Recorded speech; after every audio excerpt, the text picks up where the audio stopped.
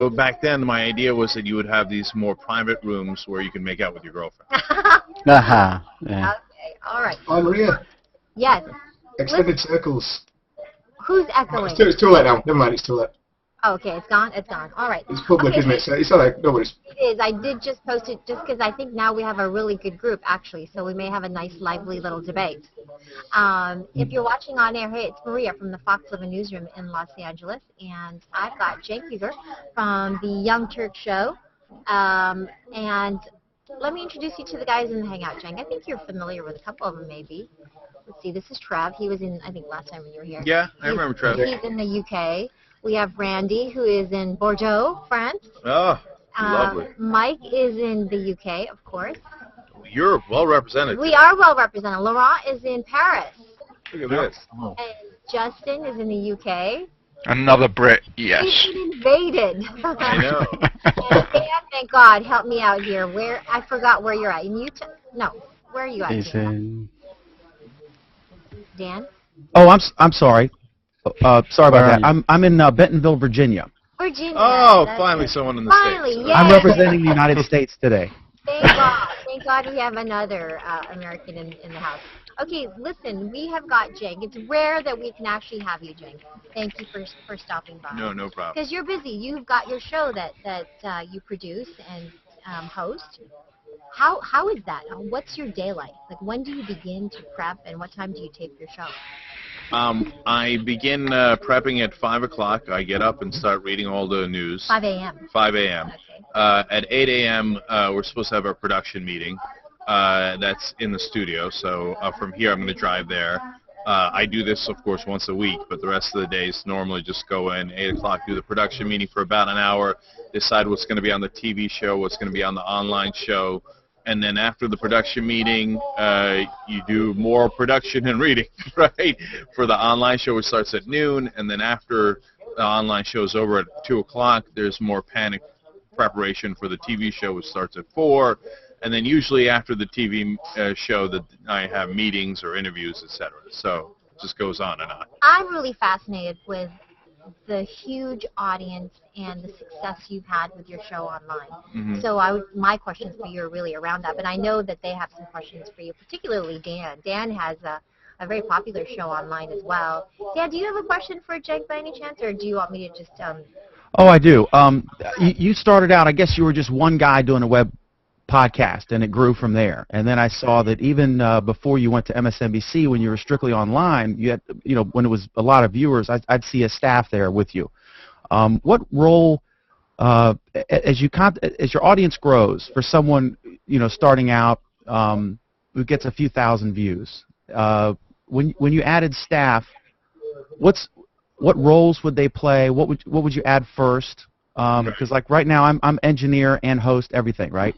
So like Leo Laporte at Twit just switched from the host is engineer model to having someone at the controls, and he can sit at a table and talk and concentrate on what the guest is saying and the next question, that kind of thing. Right. What advice do you have on that? If you can beef up your first couple staffers, what's important?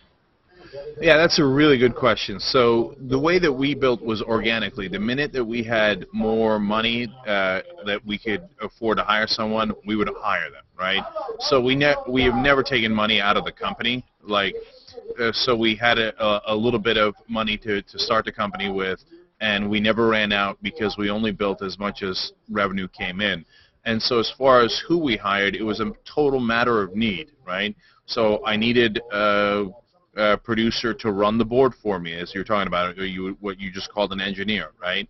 I needed someone to manage the whole process, the business, trying to get on radio stations initially when we were just a radio show, etc. And all these guys started working for free because they believed in the show. And then as soon as we had money, we paid them. And then I needed a producer to get me like the interesting videos of the day. Mitt Romney said this, President Obama said that, etc. And then when we could finally afford it, we got a marketing guy or a PR guy, social media more than anything else. Then we hired a guy to concentrate on YouTube to do the title, the tagging, the distribution, etc. So like the minute you have an ability to expand a little bit, I would say take that opportunity, start with your essentials in putting the show together, and then build out from there from what you need. How long ago was that? How many years ago was that now? Well, the radio show started in '02, so Oh, that's wow. been 10 years. Wow. The online show started at the end of '05, so even for that, it's been 7 years that we've been doing daily live stream. We're the longest running daily live stream in the world. That is awesome. Awesome. Next. So how do you decide, Cenk, that what's the most important story of the day? Is it what you find interesting, or is it a collaborative effort between you and everyone? As George W. Bush would say, if my job had a title, it'd be a decision maker. So in the end, You're the decider. I'm the decider. You're the decider. Right.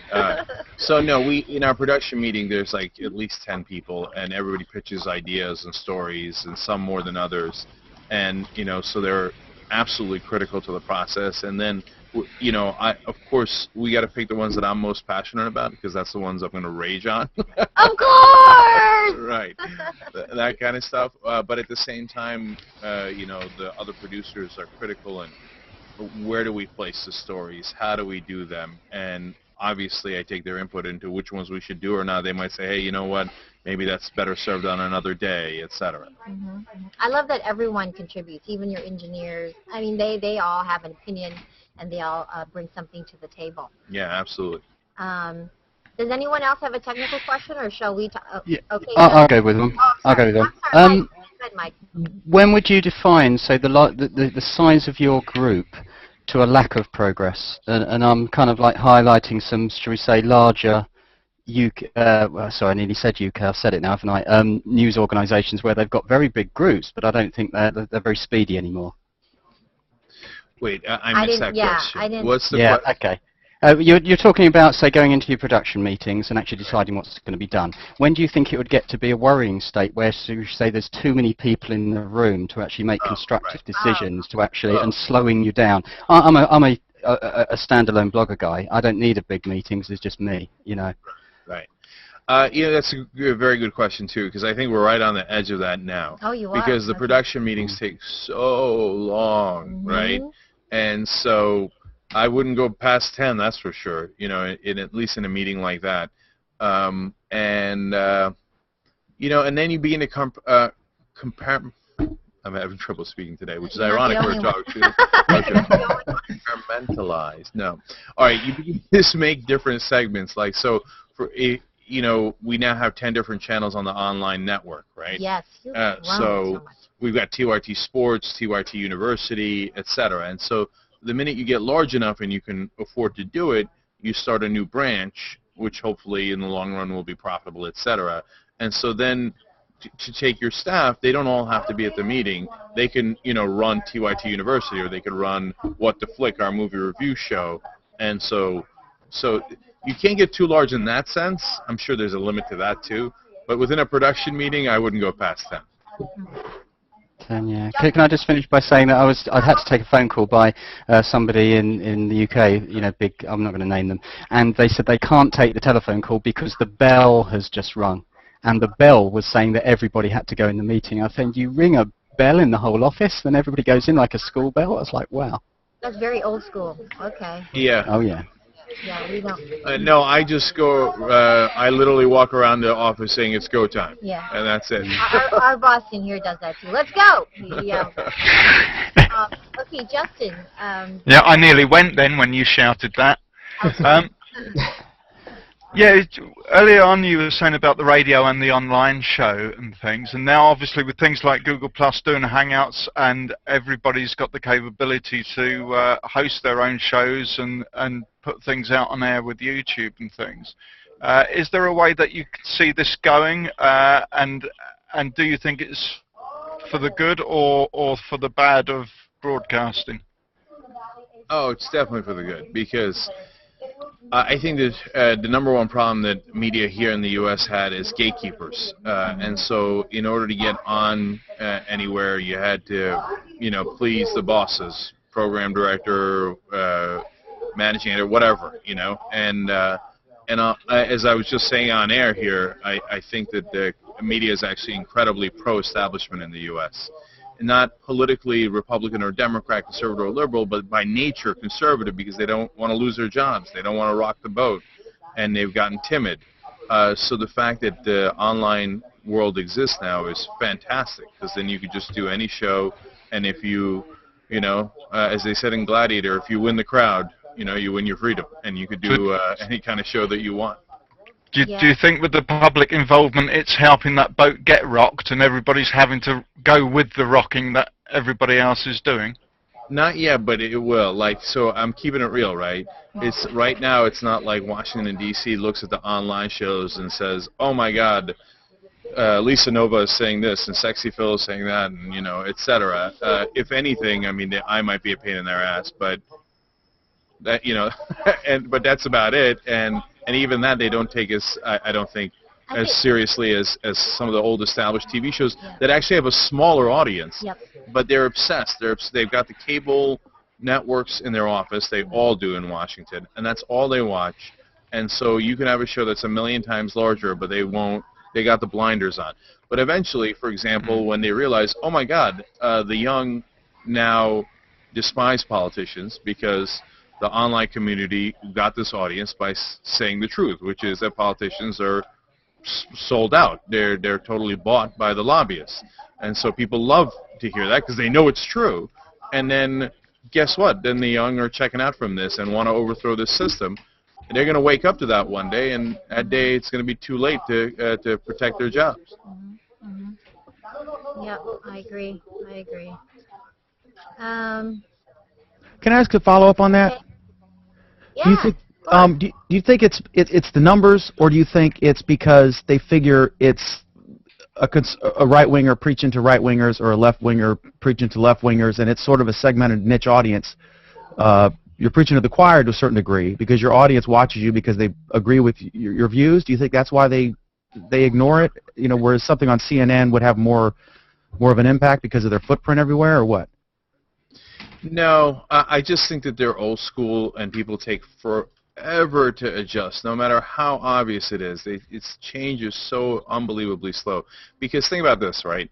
Fox News preaches to the choir more than any channel, okay? Just keeping it real on the national level, okay? Well, you got MSNBC on Well, MSNBC does with their primetime shows, but they got a conservative show in the morning, etc., right? And so, but Fox News is taken incredibly seriously. I mean, no one has more impact in America than Fox News. And whether it's the Bush administration or the Obama administration. The Obama administration, if you read the inside books of what happened at the White House, they're scared out of their minds about what Fox News is going to say. So it's not just that you're preaching to the choir on the left or the right. It's just they've become obsessed with the three channels, Fox, MSNBC, CNN, because it's in all of their offices. So that's really the trick to it. And I'm on Current, so I'm trying to, those boxes have like 4 little boxes, and those 3 channels take up 4 of the boxes. So I want Current to be the 4th one so we can get in their heads too. Gotcha. Did you see Ted Nugent's rant from was it yesterday, or did you talk about that over the weekend? Yeah, he was at the NRA event. Yeah, I talked about it. Yeah, the guy's a lunatic. And what disturbed me more about that video is that you have all these people clapping. I'm listening to him going, oh my God, but then you had all the other people cheering him on. That was insane. Yeah. He's talking about cutting people's heads off, and they're like, yeah, go get him, yeah. And then, he's compared President Obama to a coyote that you should shoot. Come on, man. It's way, way out of bounds. Outrageous. Yeah. Now, look, the thing is, we were just talking about this on air with Steve and Dorothy. On the one hand, it's goofy to keep doing guilt by association. So Romney asked for Nugent's endorsement, so should Romney have to apologize for Nugent? No, Nugent's an idiot, and Romney has very little connection to him. But on the other hand, the Republicans do it all the time. Obama once met a guy. Fox News did. Sean Hannity said that Obama was in a picture with a new Black Panther Party guy. they were in this gigantic crowd. Right, The right. guy's way behind him. He's never even met him, right? Right. And so they're saying, since you were once caught in a giant crowd with this guy who you've never even met, you have to apologize for what the new Black Panther Party says. Crazy. So if they're doing those kind of bag of tricks, well, okay, then it's fair to bring out that Mitt Romney actually asked for Ted Nugent's endorsement. And you might say, hey, that was before he said, these crazy. But in the past, he said crazy crazier things things. before, right. He said Obama should suck on his machine gun. Okay. Okay. Well, listen, on that note, it's almost 8 o'clock, Jen. So, yeah, I got to roll. I'm sorry for keeping you so late. It's okay. But thanks for sitting down and talking with us. No problem. Maybe we'll do it again next week. All right. Nice meeting you. Thanks. Great talking to you guys. Thanks, guys. Have a great day. See you next time. Great. See you, Tony. Cenk, thank you. Always a spirited time with Cenk. Man, you had just got him wound up, and he had to go. I've never seen him not wound up. Of course! Yeah, it's always like that, and just yeah. Yeah, sorry for asking a couple of questions then, but they both seem to be related to each other, so I thought I'd jump in. You look like you needed a bit of help, Maria. No, I was leaving it up to you. Like I said, this is above my pay grade, so It is. I mean, it just is, and I don't make that much, so. No, I know sometimes you're looking at the screen as if to say, help, guys, help, quick. No, I'm like, okay, who's got another question? I talked to him about kids. That's what we talk about, because he's got a 20-month-old. That's what we were talking about earlier. Anyway, Dan, I hope that he answered, some of your questions. Yeah, he's great. Yeah, he's a good guy. He's definitely speaks his mind. So I appreciate it. Does he use Google Plus? He does. He's had a couple of hangouts. I think we were actually his first hangout. I've tried a couple of his hangouts. I only tried them one day, and it just his screen was blacked out, and he was doing the online show at the time. So I'm not sure whether somebody else sort of logged him into the hangout at the time and just blacked the screen. There were other people in there, but I didn't. He wasn't in there. They're probably just testing it out. I don't think they've been doing it for very long, so I'm sure there's a learning curve, like we said earlier. But anyway, listen, I'm going to go for just a few minutes, and then I'm going to come back. I'm going to go upstairs, actually, and try to see if I can get Smokey Robinson. Oh, yes, yeah. Actually, really, really quickly, just for Mr. McDermott, if you look in the chat bar, there is Cenk's Google Plus page. I just looked it up and found it. So, oh, cool. Thank you for that. So if you need that. Oh, there it is. Okay. All right, That's great. awesome. Maria, thanks. Thanks so much for having Thanks for stopping by, Dan. And look out for my invite again, then. I'm going to go up and try to see if I can get Smokey, because I love him. Who doesn't love Smokey? He's a living legend. Yeah, he is. Okay, so I'll see you in a few minutes. Thanks. Yeah, cool. See you later. Bye.